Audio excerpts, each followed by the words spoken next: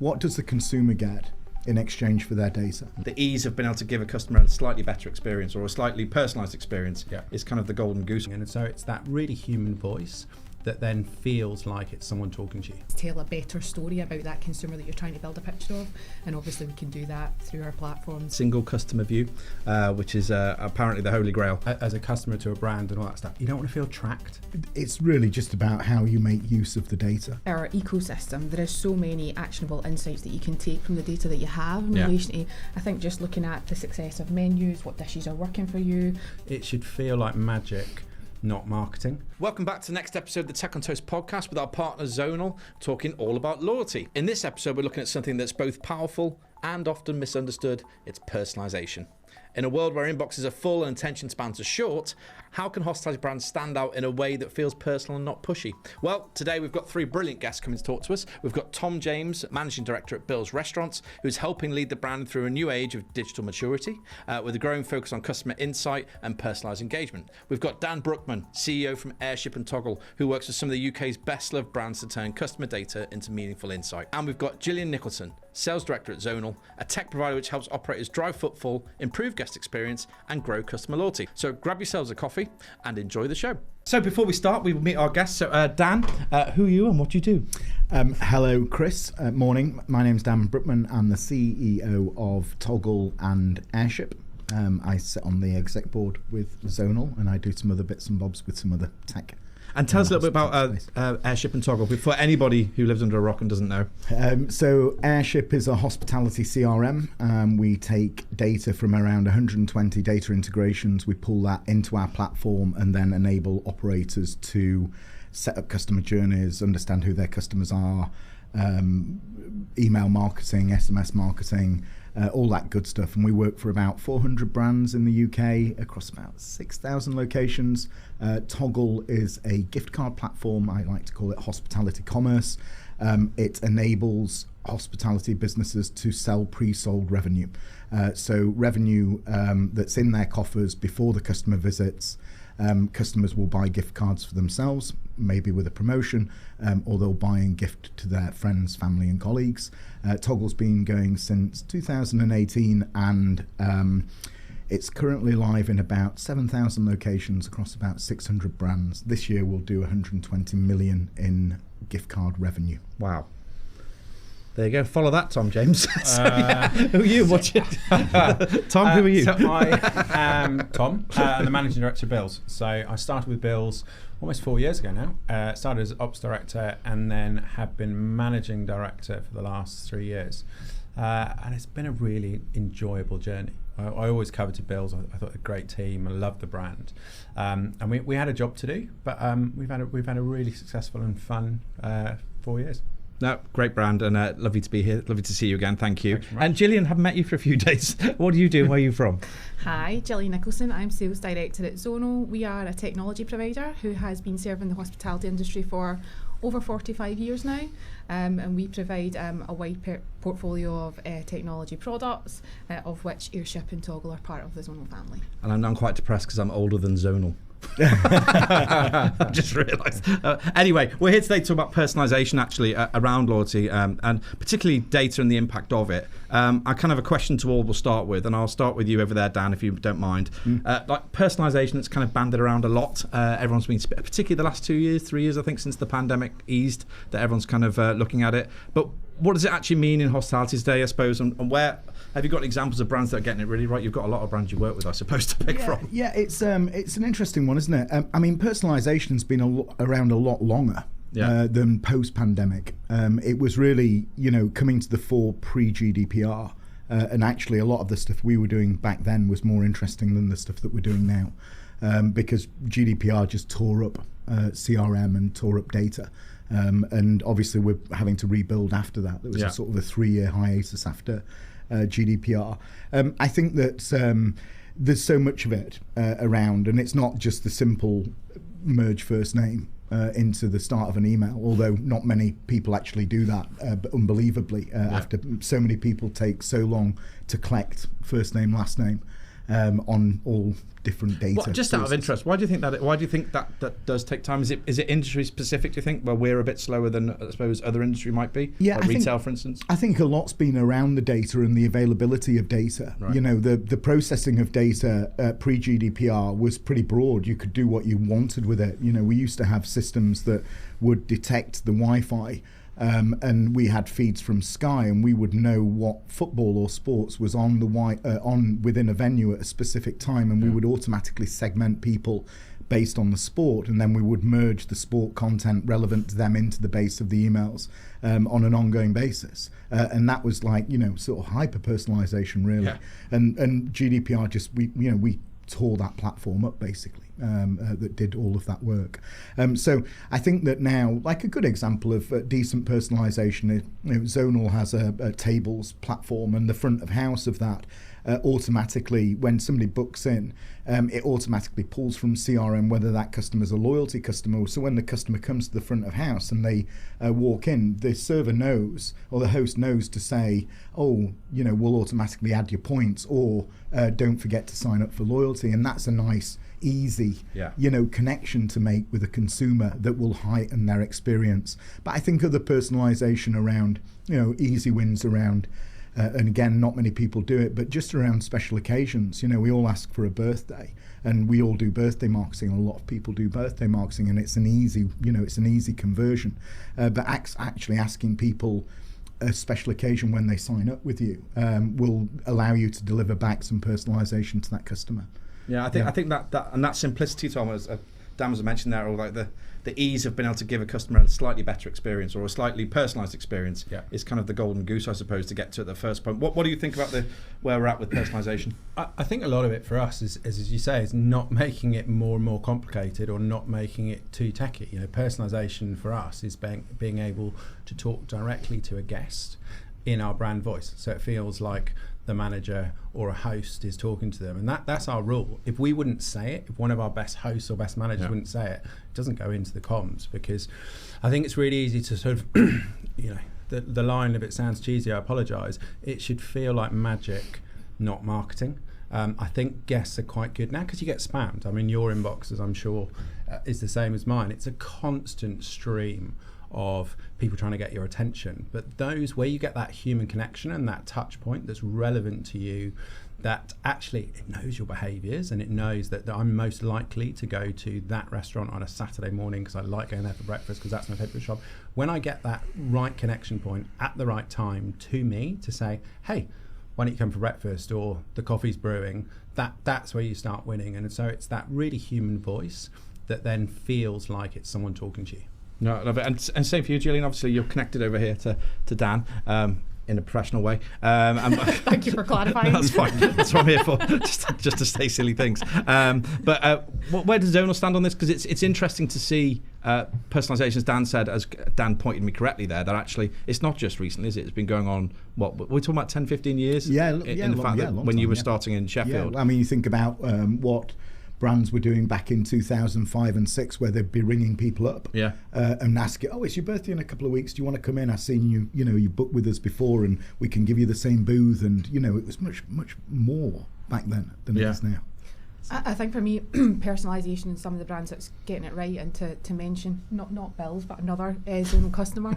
Sorry, Tom. I guess like Pizza Express for me. So I think we've done quite a lot of research around loyalty in relation to obviously splitting the demographics. I think obviously from an age perspective, you obviously have more loyal older customers, but I guess the split between parents and non-parents. I have 2 young kids, and I guess as well clarity of that personalisation, know what those loyalty programs I've got, tailoring it to me because I know that the school holidays are coming up and I can get 25% off when I buy an adult meal when I go to a Pizza Express. And again, the service, you usually always get really quick service, and when you're juggling 2 young kids and you want to get in and out, then that kind of matters. So I think it's so weird, they pop up all the time, these Pizza Express, when you talk about this kind of stuff, just the obvious nature of what they do and how they don't really cause confusion around it. Specifically, Tom, what are you doing at the moment in Bills? I suppose because obviously you're on this journey as well. Or I suppose it's a constant journey. No, it is, and it's we've had to get up to speed pretty quickly. I think what's interesting, just to start everything with, the biggest impact we've had on personalisation in the time I've been in Bills in the last 3 to 4 years. This sounds very archaic. Is to put personal handwritten notes in every delivery. We launched recently on Deliveroo, and that was a commitment that we wanted to do from day one. That has been nuts in terms of the positive feedback, the shares, but it just shows actually that strategy of make it personal, make it human, and what we then really tried to do is replicate that throughout all of our digital marketing. So through social media channels, and I think the big win for us has actually been through utilising our CRM correctly and making sure that whole email journey and therefore automation, so when you're on specific journeys, the first time you've been in, birthdays is a really good one, that there's a process set up where we're able to talk to you as a guest that's relevant and that comes in at the right time periods, even after it's been your birthday. That's whole want to continue the party, this is what we can do. And I think it's setting the tone, making something that really connects with people, and then setting up a process behind that using the data. And I think that segmentation of the database to understand exactly when people come, why they want to use us, what's important to them, and when we're useful to them, knowing that information and then being able to talk to them in a really human way that makes it feel like we are connecting in the way we want to connect, in the way actually we want to talk to our guests. I think it is the holy grail, isn't it? Being able to transfer your brand voice or even your culture actually through a digital means. It is obviously challenging, but actually I think the world's been educated around it a lot more, and I think people are responding to it. Someone was saying yesterday that actually the growth of loyalty programs just generally is up by like 150% or something, and people just, a lady was here yesterday, said she went to a festival, it wasn't a huge festival, went in there, but they had their own loyalty card, they could buy and purchase and redeem in the venue on it as well, which is great, right? And people are intuitively looking for it, so it's interesting. And to Dan and Gillian here, when customers are coming to you, I suppose on that journey, what are their main, I suppose, what level are they at when they reach? I'm sure it's different for a lot of people, but are they looking for that first step, so the name, birthdays? What's the general idea of the industry when they're coming to meet you? Yeah, I think that it's really just about how you make use of the data. Yeah. It's the collection of data used to have a strategy around it. It was a task. Operators at location level were tasked with collecting a certain amount of data from customers on a weekly basis and KPI'd on it. Yeah. It's because we didn't have the digital flow of passive data that comes in literally on a daily basis without even trying. So I think that the purpose of why you're collecting data in the first place and what the output of that collection is, as far as the dials that it turns within the business around revenue, I think that's what people are looking for clarity on. And I think that businesses are still quite wrapped up in, we need a loyalty scheme, because actually they just don't understand how to do that without actually having a board level focus on implementing a loyalty scheme. And they think that that's the holy grail, but it's not. It's all of that passive data that comes in. Just understanding actually what the output of the whole, what's the point? Like anything, what's the point in doing it unless you actually understand absolutely what the end result will be? It used to have such a budget behind it to acquire data.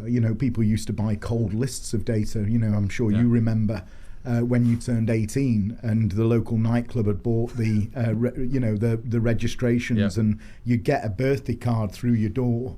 With a load of vouchers inside it, a physical card, and for the local nightclub. You don't do that anymore, but you have got data that's flowing through your Wi-Fi and your booking and your feedback and your, all of these different sources, about 16 different sources of data collection that's passive data collection in a hospitality business, as well as then the newsletter sign up on your website. And it's the newsletter sign-ups that are the only active where you're asking the customer just to sign up with you, and it's a freaking newsletter. I mean, it couldn't be duller. So it couldn't be duller. So it's actually just what do we do with this data? Where's it all coming from? What converts? What does it give us? And how do we leverage it to drive our revenue occasions? Yeah. And so, Gillian, is the same, similar opinion, I suppose, because you're working at the same place. And I think Dan kind of touched on it earlier. It's about, I guess, looking at the workflow and the automations of that and how you can link and tie all that data to make it richer and, I guess, tell a better story about that consumer that you're trying to build a picture of. And obviously we can do that through our platforms and having a unique identifier that you then link to various elements of that customer journey.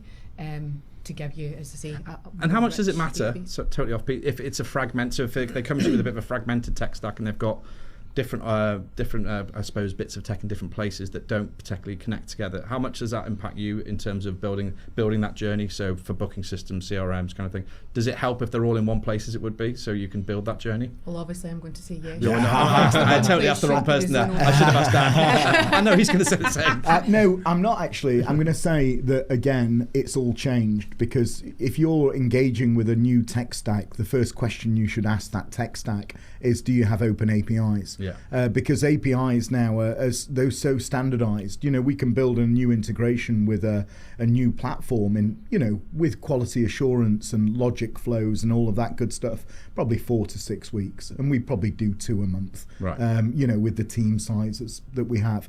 It means that that should be the question. There shouldn't be any barriers, really. It should be a case of a new tech partner comes in, whether they're coming from abroad or whether they're a startup and they've got an idea, really they should be starting with an API, and that enables them to be connected, and it enables the operator to get the wealth of data from the platform that they're providing. In the last year and a half, we've probably integrated, and lots of people integrate with us. It's not all about us integrating with them. We've probably integrated with 4 or 5 photo booth companies. And actually the richness of the data, the proof of presence data you get from photo booths is immense. Crazy. Like absolutely immense. And Wow. that's something we've saw massively grow in Zonal as well, in relation to the integrations, the partnerships. And usually when you have a conversation, you won't really get one answer for our tech stack sits here. Yes. Everyone does have different elements everywhere, and all operators want to have a unique customer experience, and that doesn't necessarily come from one place. So it's about just working through the complexities of that and mapping out the journey as you go through the process. And for you, Tom, I presume that's a similar story, right? That as you're listening to these guys talk, that actually you're in that place, or constantly in that place, where you're trying to work out what the strategy is, how you go forward. How are you managing that at Bills? I think there's 2 things. I mean, we're doing a big project at the moment with Dan, actually, on mapping out. We've had some huge success on sort of the start of that automations journey, working out who our guests, what our main segments of guests are, and now it's about actually for each of those segments, what's the best way of automating that journey? What do they want to hear about? How do we do that? How do we do that map? And that's huge for us, because that level of engagement, where we're talking about the right things at the right time to the right people, and it's relevant and interesting and fun and comes across as Bills, that's where we're seeing the real wins. I think our strategy has been slightly different as a brand, because as I said, our goal when we started 4 years ago was everyone leaves happy, and that's actually dictated our strategy, because our goal isn't 10% of the people who sign up for the app is happy. We want to have these, in terms of our pool of cash that we're allocating to discounts and what we're prepared to do, that has to be no barriers. And it doesn't mean we can't do loyalty. It doesn't mean, we know frequency of guests. We know those guests who visit over 1.3 times, and we can drop flash offers. We can incentivize and reward those as well. But we wanted to, I suppose, Bills as a brand with that first sort of point as how do we become relevant? How do we keep the doors open? And how do we make sure that level of loyalty is driven towards the brand, not towards discount? I think that's always been a challenge in casual dining that I'm genuinely terrified of, having sort of come up through the early 2000s and that discount culture, which trashed brands. Because what you created is a real culture of discount loyalty, where people were, they were addicted to the drug you were feeding them, as long as it was the deep discount which they initially signed up. You turn that off, they are out the door. They are looking for their next fix of a 50% off, and that's so dangerous. Where you kind of, our metrics in terms of what we're looking for success are the same as most businesses. We want to see sales growth, cover growth in bookings as well. But we've got to work out how that is not just driven by a select group of people who are now coming 6 times because they're hooked on this discount culture that we're then giving them access to with a direct line into their phone. And it's given that different approach where actually the use of our CRM system and being able to talk to many more guests, a much wider pool, I think is the way that we certainly want to approach personalisation, loyalty, and driving that brand loyalty. Yeah, it's definitely, we've seen it, right? It's been a slippery slope. Yeah. There's brands that have lived in that way. And Dan, actually, being data-driven, is kind of, is it a buzzword? I don't know, but a lot of, obviously because tech's just brought a lot of data with it because of the fact that you're plugging people in for the first time in a long time. What's the best advice, I suppose, you can give to someone who's building a practical data strategy rather than just, I think you mentioned it before about looking at the outcome, but are there some like specific steps you would take to get in there? Yeah, I think the first thing is the value exchange, and it's a term that was I had a general manager in about 2007 who worked for me, and he talked about the value that I created for our customers. And that term sort of stuck with me over the time. And what, the value exchange is, what does the consumer get in exchange for their data? Okay, and it's not a newsletter. That's not the outcome of this. And actually, if you start with that, and I do quite a lot around this on strategy sessions with brands where I just open up their website and I look at their website, and on the website there's all of these things that they're doing. There's might be private dining rooms. It could be that there's a free night stay on a Sunday if you book Friday and Saturday. It could be that there's a free doggy goodie bag in the room when you book a hotel. It could be that it can be anything. There's generally 5 or 6 things that they're doing that are advertised on their websites, but actually they don't wrap that up into something that just presents that to the customer and said, if you sign up with us, these are the 5 things that you'll get from us over time, and you give it a name, a friends of, a family of, a perks, whatever it might be, a club, whatever it might be, and then they sign up. And when they sign up with you, and you replace your newsletter sign up form on your website with a nice page that says join us and this is what you'll get, it means you can ask them a few more bits of data at that point, which hone in on personalisation and give the operator a chance to really think about what value occasions can be driven through personalisation from that customer joining. And then when they've joined, the automation just delivers on that, and actually you just take all of the data on the same journey. So all of a sudden, whether somebody's signed up passively through Wi-Fi and clicked the opt-in, or made a booking with you and opted in, it means that they're going to get the same journey as everybody else, and you treat all customers the same. Wow. And I'm just being educated as I'm listening to you, but carry on. Yeah. And that's it. And then automation delivers the promise. Yeah. And you don't need to do offers with it. You don't need to do promotions with it. You can offer value-added stuff as part of your proposition. And generally, you're doing things that drive value, really importantly, drive value. And it's all about really just increasing visit frequency. It's a nudge to a customer to get them to come 1 more time, 2 more times, or 3 more times, depending on what your visit frequency is. So that's my advice, is take a look at your website. And generally, lots of brands invest tens of thousands of pounds in these shiny websites. All of the content goes on there. But they don't present it back to the consumer through their automations and through their CRM.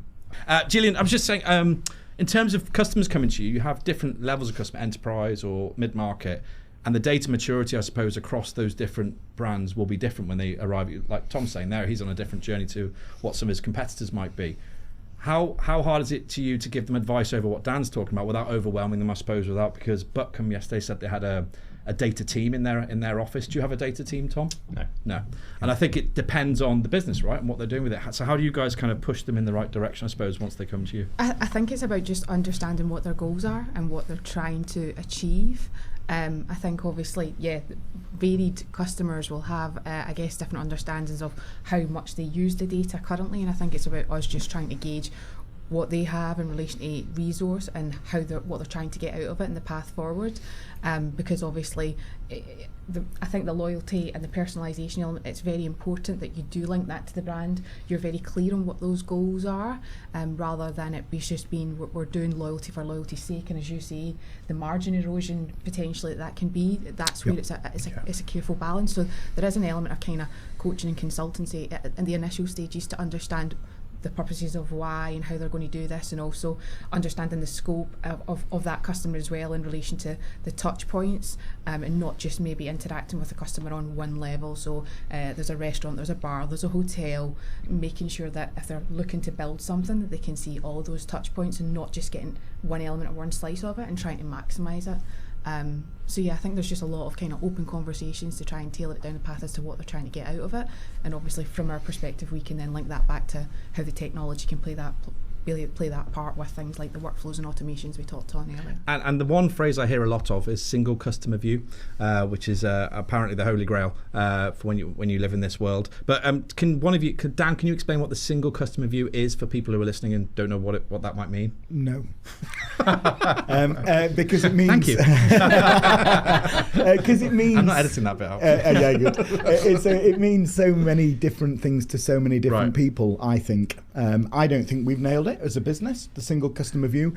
Businesses would have analysts looking at data and trying to detect trends. They would then take out segments, and obviously you've got segments of different types of customers that you want to build those segments and understand those segments. I think it's so fluid as a concept, and actually I think a lot of operators probably don't know who their segments are. I think with the advent of AI, if we did this podcast in 12 months time or even maybe 6 months time, I'd be like, yeah, absolutely, I understand what the single customer view is, because actually AI can look at masses of data in pretty much near real time and probably tell you who your customers are, and break them down into 6 clear segments of different customers, which will then drive the personalisation. But I think that, it is the holy grail, potentially, to drive personalisation, to drive understanding, and to drive product development. I think really importantly. Yeah. I think it's become a bit of a strange obsession. I talk to marketers a lot about it, and it's become, as you say, it's the holy grail. But to use that phrase, it don't let perfection get in the way of good. It's like we've got so much good data, and this obsession with getting this perfect picture is actually, certainly where we are, not what's needed. We know our segments, we know our brand voice, we know who we want to speak to, and I worry sometimes that we get too obsessed with getting too much information.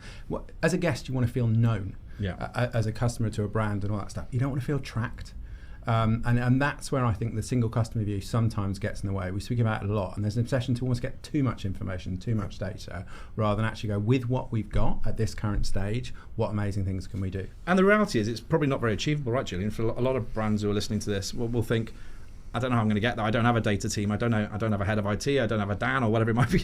So they're thinking so it's not achievable. But you don't need to be there, right, to actually achieve what we're talking about today in terms of personalisation. Absolutely not. And I think obviously with our ecosystem, there is so many actionable insights that you can take from the data that you have in relation to, I think, just looking at the success of menus, what dishes are working for you, what pairings go well. So I think there is an element of, I guess, maybe tailoring, maybe not true personalisation, but that's an offer that you can give to customers, isn't it? There's something there that you can try and tweak to either upsell, cross-sell, make sure you're selling more margin-rich products, and you can tailor it without having to go into a whole world of pain.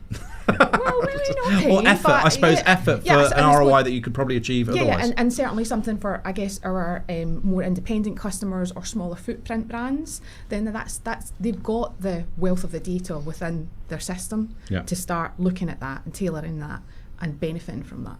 And I want to talk about channels, as in the ones that do work. And so we've just been using SMS actually with something we're doing at Tech on Toast, and it's interesting to see. We've never done it before, and it's very much trial and error, lots of error right now. But SMS versus email versus. I'd love your opinions on what you see working and where you think actually your investment should go, or is it not one size fits all and depends on what you're doing? I'll start over there. Is there a particular channel you think is quite interesting or exciting that's working versus others?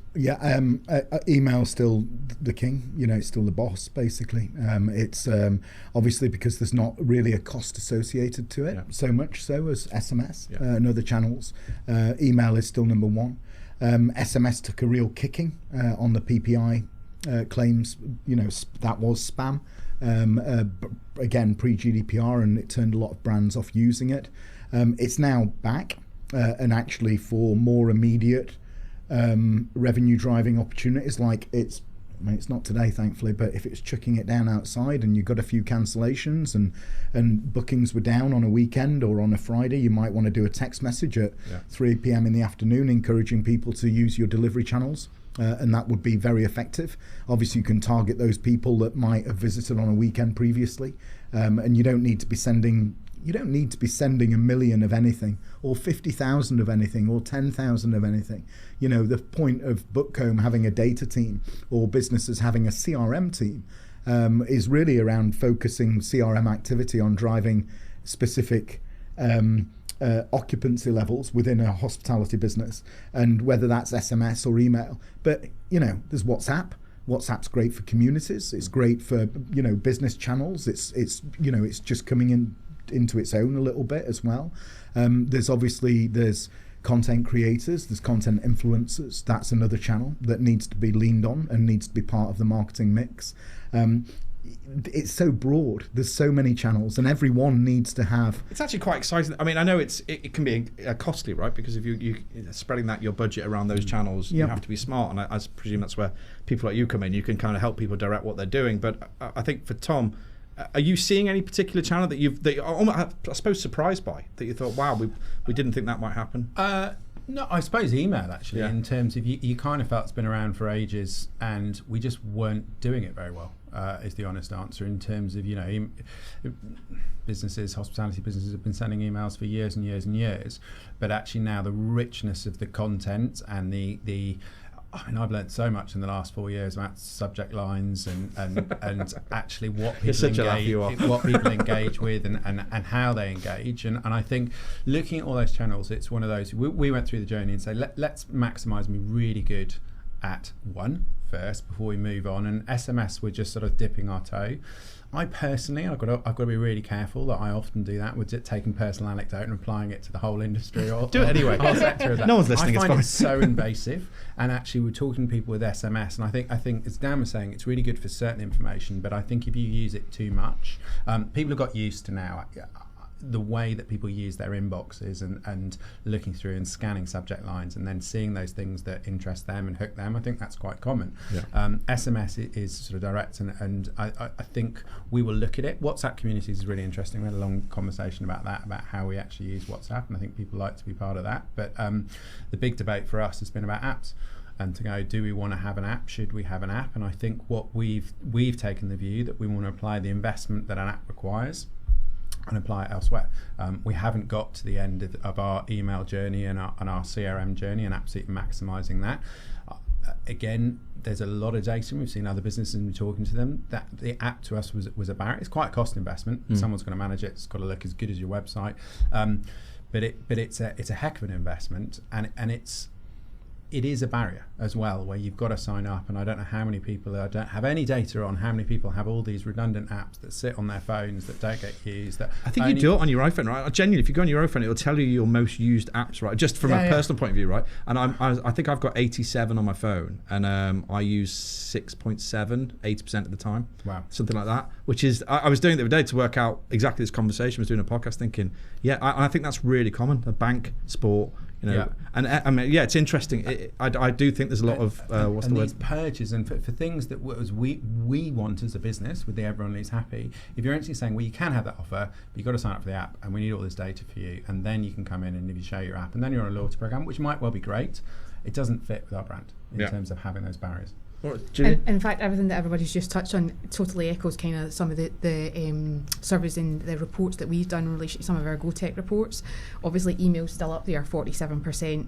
Social media and text is tied second and third, kind of with 17%, followed on by WhatsApp, and then apps at 14%. And I think that is the thing, isn't it? It's such a heavy investment. It's on the ongoing maintenance of that, and you need to make sure that it's right and that it's not just done for one purpose and then it gathers dust in a corner because it's so costly. I don't know. I was going to say SMS. I don't know what you guys think, but I actually think it's becoming a more of a commercial. I'm not sure how much people actually text each other anymore. I think most people WhatsApp or the younger guys are Slack and what's the other one, Snapchat, that my kids use and that kind of stuff. So I do think SMS is, I don't know, it feels like I send 8% less than I did probably 2 years ago. Oh yeah. I mean, it's used for one-time passwords. Yeah. It's used for booking confirmations. It's Yeah, used exactly. for That's what it's all full of of, that sort of stuff. And I think that's one of the reasons actually why it does cut through a little bit, where you're sending out a small number of text messages to an audience that you know is most likely to buy. For that urgency, I suppose you were talking about before, where you have an urgent situation. Absolutely, yeah. I mean, even if you've got some tables that are free on a Saturday night, and I sound so fuddy-duddy. I mean, to say Airship started life as power text. Let's just, we'll leave that there. We used to send 1 million text messages a month. Oh, you, right. 2003. I can't, I won't tell you what else we're responsible for. Anyway, so it's, I think that businesses, hospitality brands used to be mega focused on the fact that on a Saturday night, they've got 150 covers, or they've got 1,000 capacity, and they've only got 600 people booked in, and they would use whatever means necessary and at their disposal to drive to an 85 or 90% capacity. And that would involve sending out small numbers of text messages, emails, social posts, whatever it takes to drive that. Obviously, they don't have the margins in the business now to have the teams to be able to do that job. So you need to have the technology that can automate and that can drive those numbers up. But then you need to use it across the spread of all of the channels that you've got available, including all of your social channels. And it's a job. Yeah, it really is. Sorry to interrupt. You were delivering some stats. I felt like I cut you off. Did you have another one to? No, I suppose the only last one is that 27% don't want to be contacted at all. But obviously, we're interested in the ones that do. Yeah. So Yeah, that's very true. I mean, and on measuring success, I suppose, Tom, you've talked a bit about the journey so far, personalisation at Bills. What metrics are you using, I suppose? Or you talked a little bit then about the team saying, actually, our overall strategy is what we measure it on. I think that was one of the big shifts, is especially for the marketing team, the brand team, is, our goals are cover growth. We're always relevant to Bills' problem. We want to be popular, and a great measure of popularity is cover growth. If more people are coming to you today than they were yesterday, and that continues, you're becoming more and more popular. So that is number one, and there's obviously things that make that up, like bookings as well, and then sales. We fall into a trap which I think a lot of businesses do, where you sort of segment your business, and marketing digital teams, they get rewarded for what are called the vanity measures. Yes. And engagement, fine. That is a step that you might need to look to with your team to say, how is that post performing as well? But it's got to play out for the business in terms of a person coming into your restaurant and enjoying the experience that you wanted to do. And I think that big shift in making it the harder sales measures to go, all the campaigns, and we can link it now really well in terms of seeing the ROI today, that is bringing more people into the business. We've then obviously got all our guest measures today, and those people are having a good time. Tell you what, they're likely to come back if those two things work. We're being able to talk to them, we're engaging them, they're coming in, we're making sure from an ops point of view they're having a good time. And it is cover growth, like for like growth. And then through the booking system as well, to those channels, and that's it. And we've removed the reports of reporting on these vanity measures.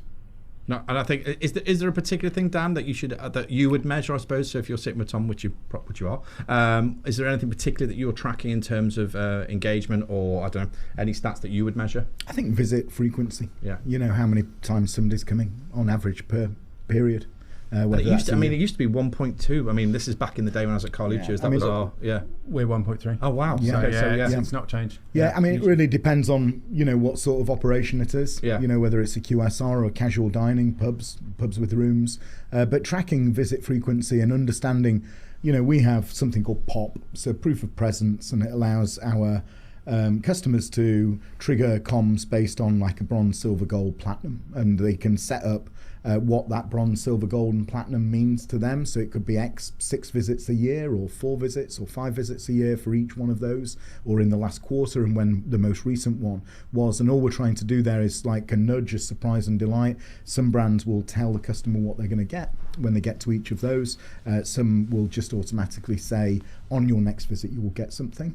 and then they will let them know once they've booked in what it's going to be. Of course, sorry, carry on. So because all of that passive data that flows into the business around the Wi-Fi from the POS, around single-use voucher use, gift card redemption, around photo booths, around feedback, booking, all of those different methods all give us a digital signature within a location, which means that all of that POP and the visit frequency just can be automated. So that's one, is visit frequency. And I think the other one is a click to conversion. So where a customer's clicked on an email and they've been seen within a business within X amount of days is a really good, and the funnel reporting we have on Airship is just driving towards that, and then we indicate as to whether it's going up or down. So we do the click to conversion rate based on the click rate of the email, and then the conversion obviously is the customer visited. Wow. I mean, it blows my mind because the amount, I was saying, the data, that's probably why Buckcombe have a team of data people, right, working through some of that stuff. And from the Zonal point of view, what insights can you guys bring to the table? What is there, I suppose, there are any underused tools in your arsenal that operators don't know about that they could use to, I suppose, to help alleviate this pain, or has Dan just done all of that for you? Yeah, I think Dan's probably succinctly covered it.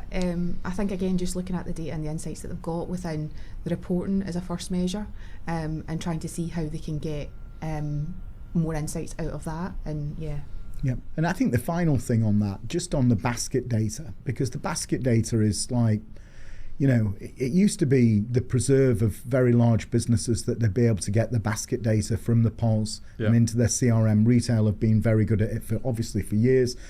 E-commerce very good at it because obviously they know every single transaction. Hospitality doesn't know every single transaction. It's getting better at understanding what that might be, using a linked booking ID, using a loyalty ID or a single-use voucher or a gift card ID. But once you've got that basket data flowing in, you can start to understand your customer lifetime value as well. And you can base that on customers who are in an active segment with you, and then when they drop off and when they lapse, and you understand what a spend per head is. Or a spend per cover is on a location by location basis. And then that enables you to drive and have a metric which is your customer lifetime value, and see whether you can drive that up. I mean, the data's just there nowadays. That's a great metric, though, it wasn't there previously, and it's there now. I think understand the value of a single customer is so crucial to your business, because, as I said, it's harder to gain new customers now. Easy to lose them. Yeah, easy to lose them. But harder to win them. So, and it doesn't bring me on to creepiness, but I'm going to bring it up anyway. Someone told me ages well, you just stay far away from creepy in terms of when you're engaging with customers. How do you get the balance right? I'll start with you, Tom. Not in the creepiness way. Not that I'm creepy. Yeah. But because I think you mentioned it before about the fact that you become. I'm not sure you were talking. I think you were talking about those programs where your people are on you all the time, and you get that single customer view actually that you become one, not personal, targeted, rather than known. I think, look, I said it earlier, it's the tone of the voice, and it's exactly what we were saying before, is it has to sound like it would come from one of our managers and one of our team. If it's that they're not in any way invasive, they don't actually have access to all the data that we have as well. So if it wouldn't sound like your best host, then don't say it, and it's too much information. I think it's having those clear rules in terms of what's important, what is our strategy, who are our segments, and how we're going to talk to them, and staying away from the temptation of getting just too invasive. It's we're a friendly, open business and brand, and I think that's the tone of all the emails. It's you can have some fun with it, but it's once you start getting into too much detail, which is useful on some things. It's actually useful on, say, menu insights. It's really good to know exactly what people eat, how they eat, which dishes. We did an incredible piece of work on which dishes create an emotional connection, looking at 7 years of data and doing this emotional heat map what as well. What was number one? Fish pie. Really? Unbelievably. It was fish pie was number what was one the in emotion? terms of the emotion connection. It was all positive. It had, I think that there were it was almost 100 emotional keywords that it tracks across all the reviews. It's a fascinating piece of work to do all that. That's another podcast. I could go into sort of deep dive on that. But I think that's when data's, in terms of customer data, it's there to listen to the customer voice. It's all as opposed to analyze and then make these kind of big sometimes invasive statements and sort of knowing too much. I think once a guest realises that the process is totally mechanical and you're taking all this data and you're using it then to weaponize it to drive sales, then once if the guest can clearly see that, you've got a real problem, because that's when the creepiness comes in. It says information I don't want to share. Actually, if you're using the data, which you do have in terms of how they spend, what they spend, when they like to spend, how many people that they do that, and you use that to create a better menu, a better experience to go from there, that's fine. You're doing that on the behind the scenes side. But that connection piece, the voice, you've got to be really careful. No, I totally agree. Sorry, Gillian, were you going to comment on the creepiness? Well, I think interesting. I'm not really sure that we fully get to creepiness stage yet with some stuff. I think, and maybe Dan's going to touch on it. I guess when he mentions value exchange as well. But I think obviously we said that when you sort it out the different demographics in relation to who's more loyal and who wants to be contacted, and things like, again, parents are more likely to be loyal to a brand than non-parents. And I think it's once you tailor that sensitivity, and whether it is opt-in out elements of whether you're not a parent and actually don't want to be marketed that way, or Mother's Day and Father's Day, and actually I lost my mum more, so you're tailoring it, and therefore it's acceptable. But yeah, I guess I'm not sure that we've got to creepiness stages, as you say. Some people aren't even adding names to emails and things like that. So I think some retailers are approaching it. That might just be my experience. Where you're getting hit a lot for, you left this in your basket, this is still there, do you still want a pair of shorts?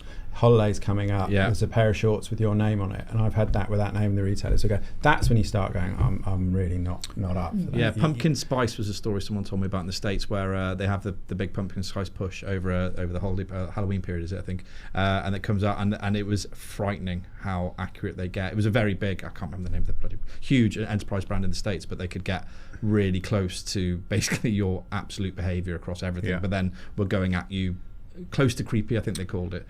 I'd say I think creepy we're nowhere near.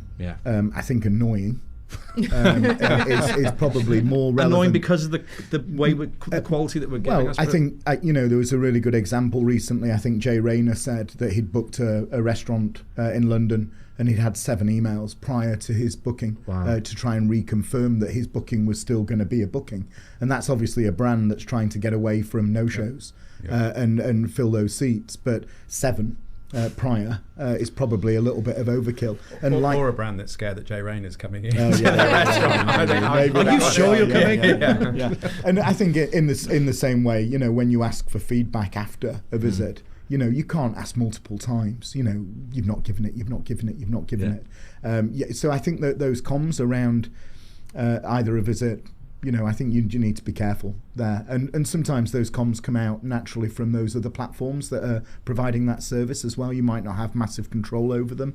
Obviously, some of the booking providers out there are looking to drive their own SEO and their own reach through gathering feedback that they can then have within their platform rather than it sitting within the operator's feedback platform. And that's it can be a little bit dangerous because they're, almost they're communicating on your behalf because they're also a data controller rather than just being a processor sat in the background just doing the job of what you've bought that platform for, if that makes sense. Sorry, so basically a little bit deep. No, but it's a bit like the Deliveroo style where they have all the data, but they're also providing a service. And you kind of they're kind of piggybacking on the back of what they should be doing. Sorry, Deliveroo. I might take that bit out. And we're towards the end. I just want to look at the future of data. And I think you mentioned it before, Dan, actually, we're probably going to talk about AI. I said yesterday it's impossible to get through an episode without talking about AI. And I think that overlaying AI, as I think you alluded to before, where you could put it on top of Bills, for instance, and say, Mr. Bills, whatever you want to call your AI bot, tell me about customer X in Bristol. And it goes and straight away. And I see some PMSs doing it in the hotel world where you can get really great behavioural data around particular customers. What does the future look like? I'll ask you, since you've been, let's say you've been around the longest in data. How's that? Thanks. Look, it's so exciting. It's like the conversations we have internally. I've got my lead engineer, Julian, who's been with me for 14 years, straight out of university. He built Toggle. He's like just a absolute born coder, loves it, lives it. And I've just put him on AI for the last 12 months now as a team of one, and just said, look, just build what you can, and just learn it and understand it. And he's built large language models where you can click on a customer profile and it will just give you like 480 characters of who that customer is and why they've visited you, without giving the AI any personal identifiable information, PII. So that's one thing. So that gives a front of house team, potentially, when I walk into a Bill's restaurant and they seat me, it might just allow the server to click on a little icon and it pull up and say, that person has visited 4 Bills in the last 3 months. They have got a dietary requirement based on what they've purchased, and the last time they visited, they gave a negative review. Okay, so it might give them a prompt that would just allow Tom's team to say to that customer, just going to point out the dishes on the menu that are suitable for you, or might be suitable for you, and if there's anything that you need, let us know, and at the end of the meal make sure that they've had a good time. Maybe they'll give them a little bit of this is just on the house, and turn them from a detractor into a promoter. So that's one firm use of AI which will come to the fore. I think that secondly, around the personalisation and this automation of segmentation and the single customer view will be a really big thing. And I think that finally around, we send 1.2 billion emails a year. It's a lot. Yeah, it's a lot of email. I think we need to send 300 million a year. And actually those emails just are automated, and an email has been around for so long. It's been around for so long now, and actually it's not really evolved. There's Gmail have put dynamic email in so that you can click and you can interact within a Gmail email, without clicking and going to a website browser. So I think that will come to the fore a little bit more, where emails will become more dynamic and more driven by personalisation, linked to content which we know is relevant to the customer, and more linked to the needs of a hospitality venue that wants to drive occupancy or drive up covers, where actually it's automating broadcasts out to people, because we don't have the teams that can sit and do these jobs and all just like, we need to send 10 emails there and 10 emails there. It needs to be solved by technology. I think it's really exciting. And we built Flight Assist, which is like a pocket analyst into Airship, so you can just go on and ask it a question. You can say how many people visited last month, how many were new, and how many were revisiting, and it will just give you the answer. You can ask it how many chicken burgers, how many fish pies we sold last week, and it will just tell you the answer. So it's really exciting. I don't think anybody knows where it's going to go. I think that's part of it, right? I think that's part of it. And it's like the Wild West. I was going to say the Wild West. It is the Wild West. Because it's not even regulated in the EU is, but I don't think the UK is going to regulate it. So, and I think from an operator point of view, Tom, excitement. And I had to write an AI policy for Blacklock the other day around what teams could and couldn't use in their. I helped Maria do it, but that's coming in, right? Because teams are starting to use it. So I don't want to get too off personalisation, but how do you see it impacting what you guys are doing? Because it's exciting, but also I suppose you've got to pick a route. Yeah, it is. I think I'm really excited because it's eliminating what I think has been a challenge, certainly in the casual dining sector, which is anecdotes, the loudest voice in the room or the most senior voice in the room dictating the brand strategy and the menus and the service style. And we've seen that in some ways positive, that's worked really well, but in other ways been hugely detrimental to the brands. And I think what you've really seen is the market has evolved so much in the last 4 years that the chances of me as MD knowing what the market actually want, what our guest wants, then you play into, we're a national brand, you play into regional differences as well. There is no way, even with the data we currently have, we're going to be able to analyse that, make the correct decisions, and we're really embracing it, certainly in terms of the menu construction, in terms of building out heat maps to go, what should our menu look like? What should the Bill's menu look like? What should the price point be?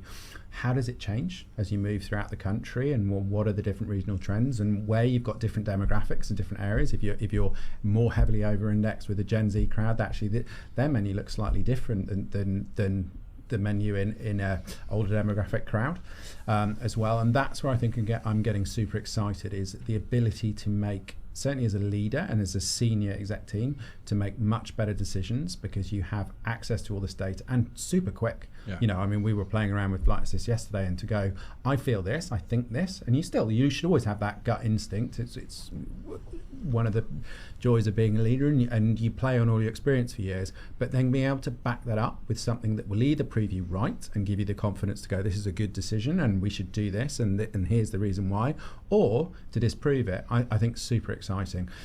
The challenge is going to be learning how you get the information you actually want and sort of checking through that, but that's what everyone is working on in the next 12 months. I think it might level the playing field, right? As in, because it's so cost effective, AI potentially so cost effective compared to other, what's come before. I'm amazed with sorry for interrupting, just ChatGPT, of just when I get bored of an evening or can't sleep, the questions I create a picture of myself as a doll. I did do one of, it doesn't matter. No, it does matter, but yeah. I was about to say it was as a cowboy I was watching Yellowstone, and I looked very good in a ranch in Montana. I forget his name now. Jack Dutton. Or John Dutton. Sorry, John. I've lost totally. A little insight to Tom there.